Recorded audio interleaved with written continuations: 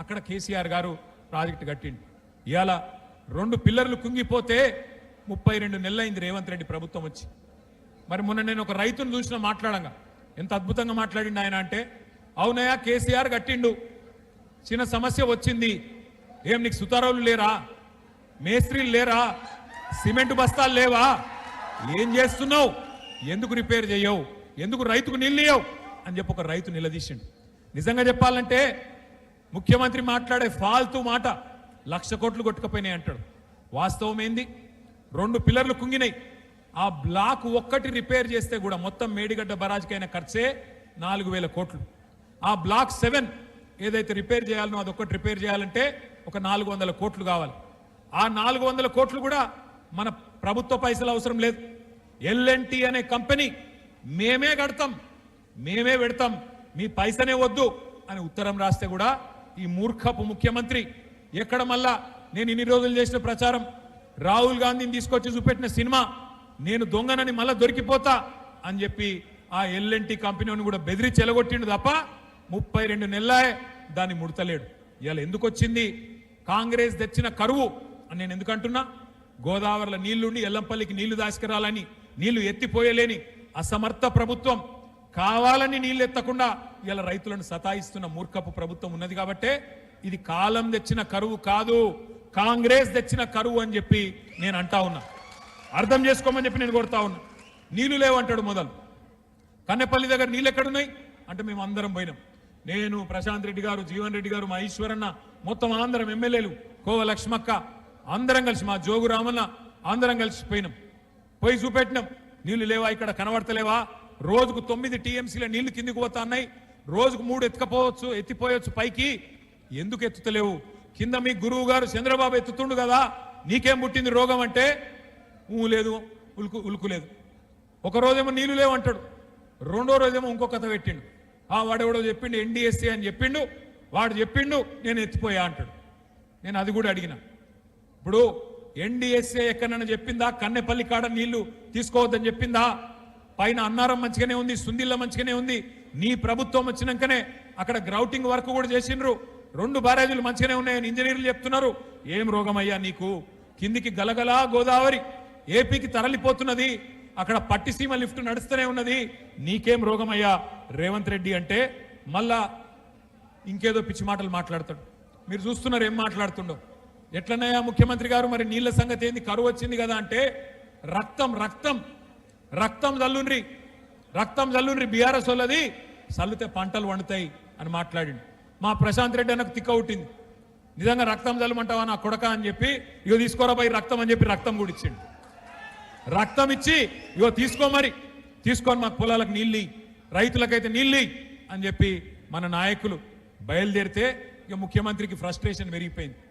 ఆయనకు తెలిసినవి 2 ఓట్లు తిట్లు. అయితే ఓట్లు పెడతాడు, దొంగ ఓట్లు, లేదంటే తిట్లు తిడతాడు, బూతులు తిడతాడు. 32 నెలల ఏం చేసినామని నేను అడుగుతా ఉన్నా. కేసీఆర్ గారు 10 ఏళ్ల పాటు బ్రహ్మాండంగా నీళ్ళు ఇచ్చిండు. నేను అడుగుతున్నా, ఏమైనా మాట్లాడితే ఒకటే చిల్లర మాట మాట్లాడతాడు. ఏమంటాడు, ఏ జాతి నీది, ఇది ఏం జాతి. నేను చెప్తున్నా రేవంత్ రెడ్డి, ఏ జాతి కూడా నీకు చెప్పాల్సిన టైం వచ్చింది. ఉద్యమ టైంలో ఉద్యమకారుల మీదికి తుపాకీ ఎక్కుబెట్టిన పోరంబోకు జాతి అయితే మాది కాదు. ఉద్యమకారుల మీదికి తుపాకీ తీసుకొని వచ్చిన పోరంబోకు జాతి అయితే మాది కాదు. వలస పాలకుల సంక నాకుతూ సమైక్యవాదుల సంచులు మోసిన దగుల్బాజీ జాతైతే మాది కాదు.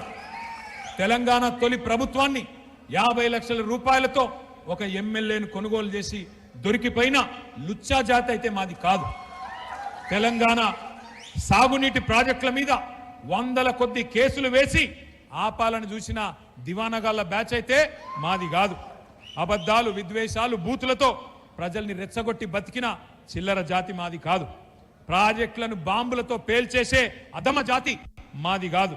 నీళ్లున్నా, ఇచ్చే వ్యవస్థ ఉన్నా జనాలకు అందించలేని అసమర్థ జాతి కాదు మాది రేవంత్ రెడ్డి.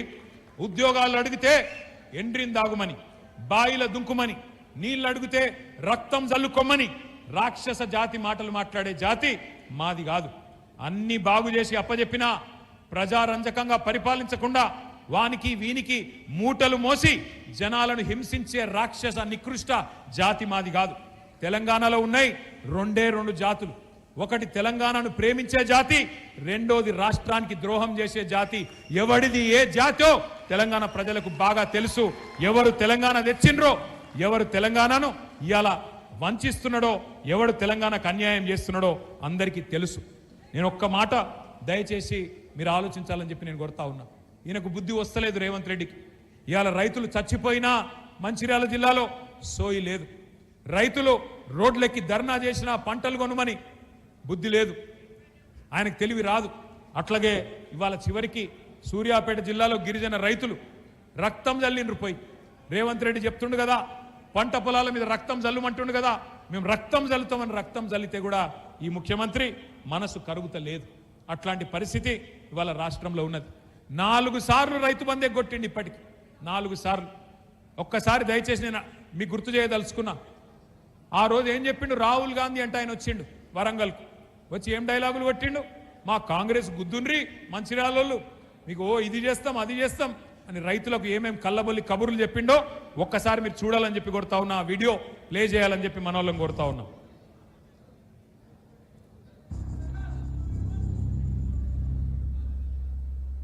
जैसे ही कांग्रेस पार्टी की यहां सरकार बनेगी वैसे 2 लाख रुपए का कर्जा माफ होगा और आपको सही एमएसपी मिलनी शुरू हो जाएगी।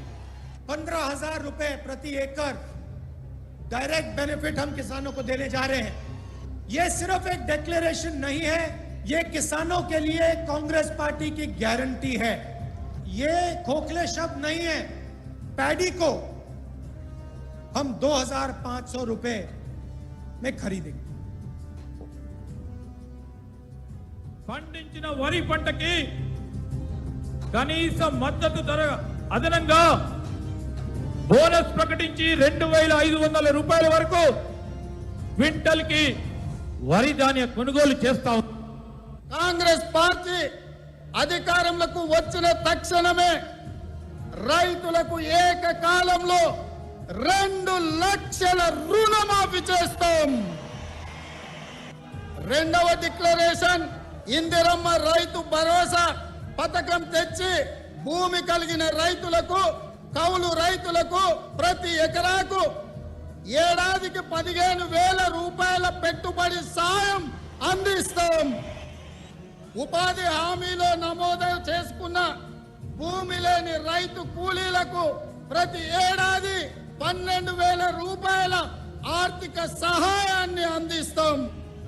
రైతులు పండించిన పంటలకు ఉదాహరణ వరి, పత్తి, మిర్చి, చెరుకు, పసుపు ఇలా అన్ని పంటలకు మెరుగైన గిట్టుబాటు ధర ఇచ్చి చివరి గింజ వరకు కాంగ్రెస్ పార్టీ కొనుగోలు చేస్తుంది.